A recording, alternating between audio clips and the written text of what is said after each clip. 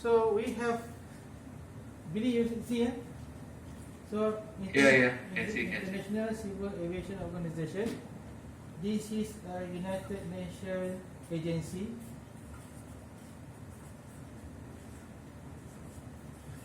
And this body is very specifically handling the civil aviation around in the world. So in 1944, they sat down in Chicago. They call it convention. And during the convention, they have resolution. They agree on certain things. Those are articles. Anything they agree on the convention, they become article. For example, all aircraft must have certificate of airworthiness. So those are the key subject here. Whatever we do today, whatever we do now in aviation is because we are trying to ensure the aircraft certificate of airworthiness is valid. Whatever organization are you working on at the moment, basically your job is to ensure the aircraft survey is valid. You're making component, you're repairing component, you're servicing the aircraft, basically for the purpose of aircraft will have certificate of airworthiness, will have valid certificate of airworthiness. So, article, because article is just a policy, you can see article is policy, very brief. So they put in detail, they call it annex. Annexes. There are 19 annexes at the moment. The latest one is 19, which is we are struggling I think now on SMS. So the 19 one is on SMS. Safety management of aircraft. Safety management system. Okay, so 19. So now, whatever you're working on, if you are on MRO, there's Annex 8. Annex 8 is airworthiness of aircraft. So this is our interest now, Annex 8. Annex 8 will talk about aircraft type certification, production certifications, maintenance, overhaul, certificate of airworthiness, certificate of airworthiness, export. Everything are spelled out in the Annex 8, as well as all the technical requirement. Technical requirement, we call it all the airworthiness and design requirement is also in Annex 8. So we are in I believe you are MRO. If you are MRO, if you are designer, if you are the production, if you are doing camo, so we are in the business of airworthiness. So that is what we aim for. So now ICAO, there are articles, there are annexes. These annexes must go to the country regulations. So these articles, these annexes must go into the country regulations. Because we are the member state of ICAO, the member state of ICAO shall ratify the conventions articles, which article are detailed in the annexes. So now, how we ratify this? How we bring it into the regulations? So we have Parliament. The law come through Parliament, which is in the form of Act, or in bahasa we call it Akta. So the Parliament published Civil Aviation Act 1969. This Civil Aviation Act gives the power to the minister to ratify the Chicago Convention. So our law begins here, Civil Aviation Act 1969, where the power is given to minister, in most of the time it's Ministry of Transport, to ratify the Chicago Convention, mean the articles and annexes to be brought into the country as a law. So that is the beginner. This is where we begin. Then the minister write the law,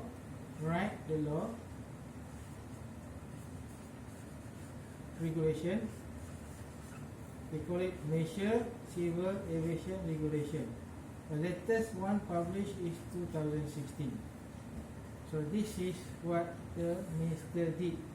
After have the power given through the act, he wrote this Malaysian Civil Aviation Regulation 2016. So you always dealing with this, and we always deal with this through DCA, but this is not written by DCA or CA, it is written by the minister, which endorsed by our Attorney General Chamber, AGC. So in fact the MOT does not write this on their own, but they refer back to the AGC, Attorney General Chamber. So here is the law, and the law we have all the part chapters. Then what our interest is on the airworthiness, particularly about our business here. Now, after we have this, there is not sufficient. So the law is not sufficient, means the law is there is some grey area, there is some area which is not detailed enough. So the Act give a power under 24O, Section 24O of the Act, give the power to the CEO or CM to write notice, circular, directive, and information, and notice, circular, directive, information, and another one is requirement. For us in the awareness, we always deal with notice. For light operation, they always deal with directive. They call it light operation directive, and we always call this as awareness notices. So this is the detail. So the Act gives the power for the minister to make law. Minister make law. This is not sufficient. Still a lot of area need to be detailed up to work on it. Then the CEO is given the power by the ACTA to write notice, circular, directive, information in the government. That's why if you not comply to this, you are still liable for 5 years jail or 400,000 ringgit fine if you are not complying to this notices, circular, directive, information in the government, because it is the law. It is subsidiary law on top of the income. So this is a basic Malaysian Air Legislation, and as general discussion. Okay, now open to questions.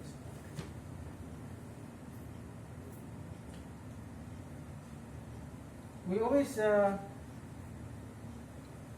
Let me ask a question. If you are not asking question, I'm asking questions. Who can answer me if you have problem with the, for example, the accountable manager? You are not able to comply direct with the requirement for the accountable manager. Who should you see? Maybe you would like to ask exemption, or you like to ask any other option.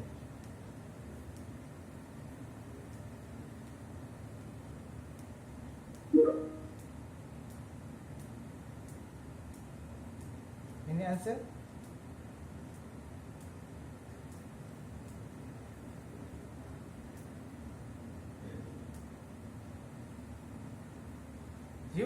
You are applying for approval. It happen to be your accountable manager is so you don't unable to comply direct. And who should you see to ask for consideration of any exemption or any leniency of the requirement? Or you cannot discuss at all? What do you think?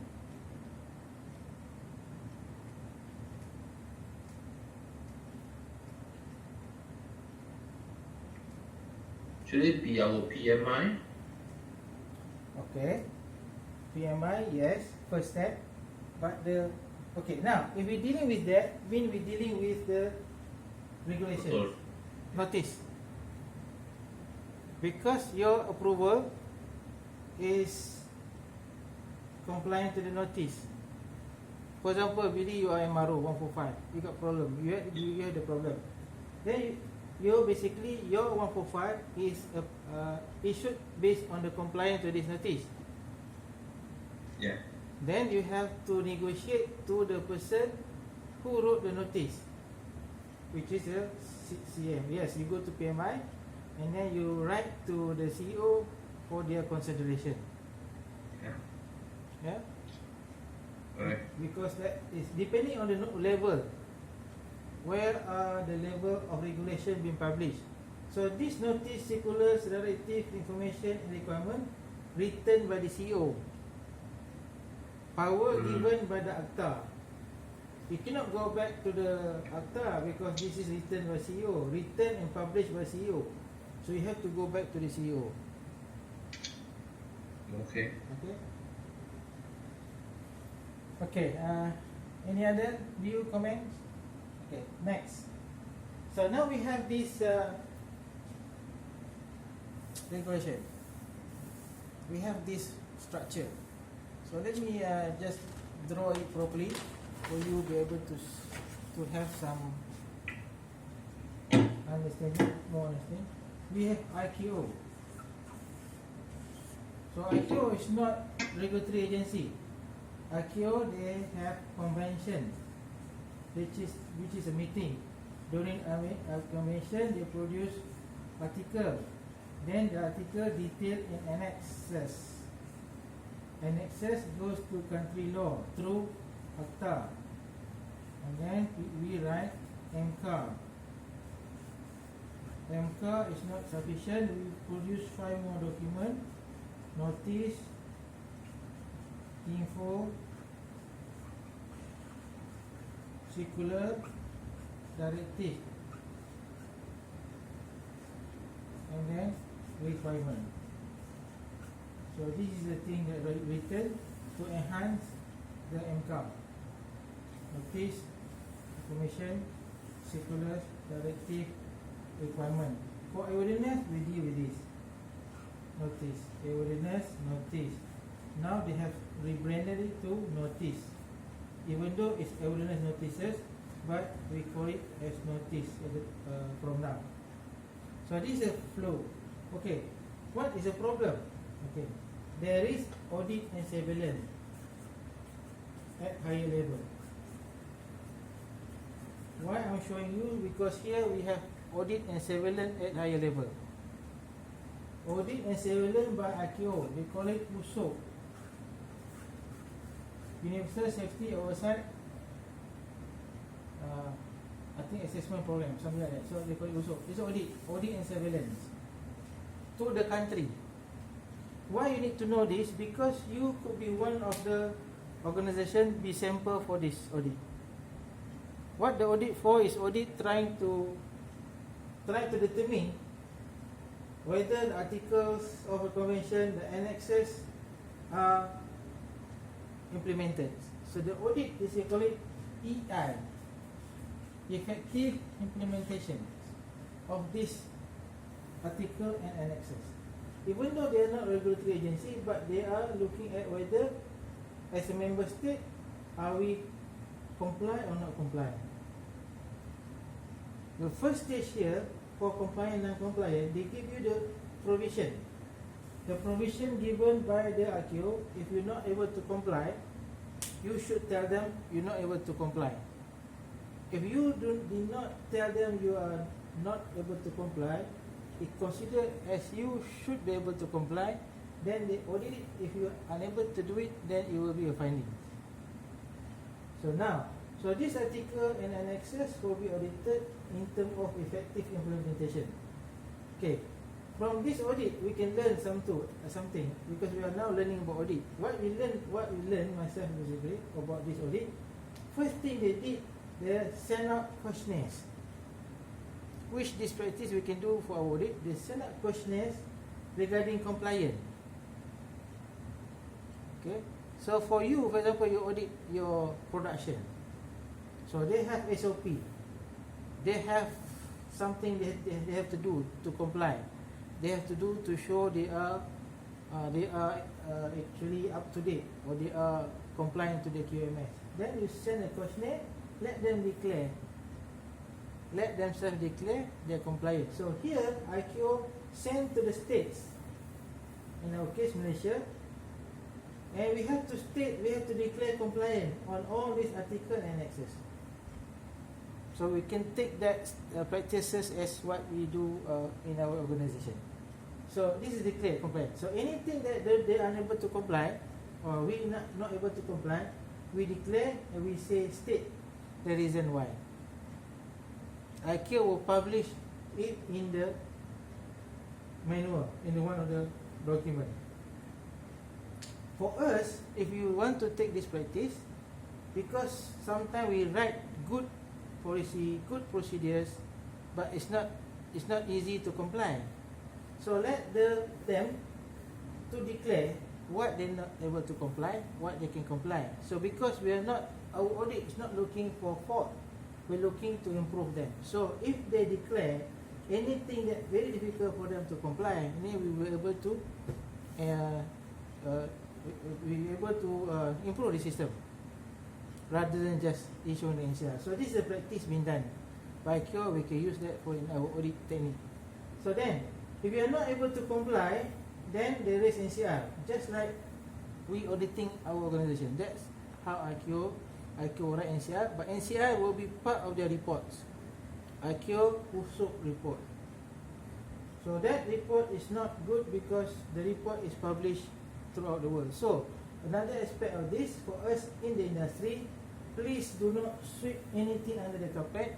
Maybe our authority did not see it, but when there is international audit like ICAO, unfortunately they may come to your place, and when they audit you and they find something that is, the repercussion is not just your organization, but the repercussion is about Malaysia, and the impact will be the Malaysian economy. So that is why I have to show this. It's two things I'm showing this. First is some practice that we can follow, we can use by giving the questionnaire and let the questionnaire come back. Let's see what are the declaration. And secondly, we also need to be vigilant on our compliance to authority requirement, because it's not just compliant to CEM, but you also compliant to the ICAO, because we are the signatory state. So that is aspect that the flow of the organization, and there's aspect of audit and surveillance as well from ICAO to the organization, which also some practices that we can comply. Okay, questions? It's very important now, because for your information, Malaysia, we have IQ audit for EI, effective implementation. There's also FAA audit on EI, which Malaysia basically, if it's think that we are not complying to IQ and we've been downgraded since last year, 2019. So we are in the category 2.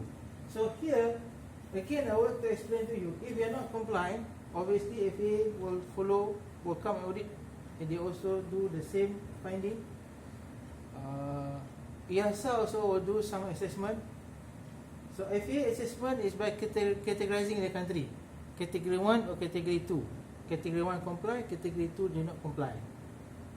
And then EASA, they are categorizing the airlines, blacklist airline. Any airline which they think is bad, then they will say this airline is blacklist, so the airline cannot fly to Europe. So far, sadly, we are in the category 2. So I think CA has been working hard now to rectify the issue. Okay, questions?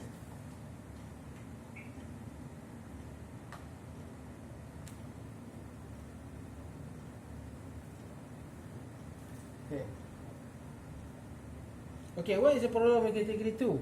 Okay, category 2 problem is there are several problems. First, image. Second is the airline, they cannot add more route to the US. Basically, that US audit, FAA audit category 1, category 2 is only for the airline flying to the US. So you cannot add more route to the US, you cannot fly inward to US.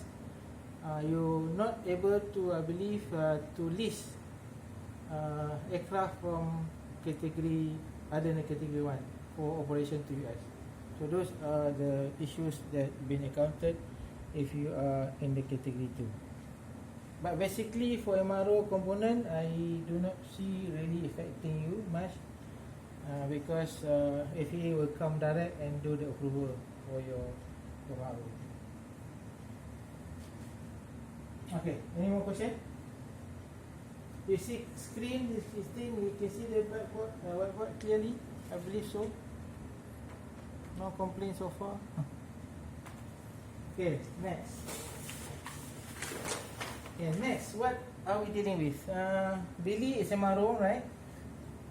Yeah. Yes. Arif? From where? Muhammad Ajmain? Okay. Let me just explain to you what we have. So in aerospace industry or aviation industry, everything are controlled. So you have to have some approval for you to have the privilege.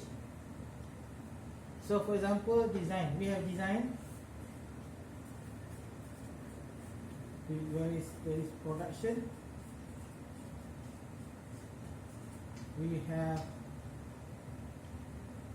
operation. We have maintenance. We have airworthiness, management, and we have training.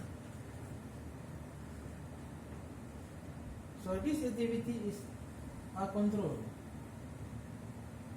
and you must have the privilege to carry out the activity. So everything is controlled under the control of the Civil Aviation Authority. In the case of Malaysia, is CAA. And for you to be able to do it, you must have the privilege to do. The privilege comes if you have the approval. Approval means privilege. It's not absolute right. Approval means privilege given by authority to do this activity according to your scope. So you have design. We have design, organization approval, part 21, sub part G. We have production approval, part 21, sub part G. We hope ops we have many. We have operation approval. You will see, you may be doing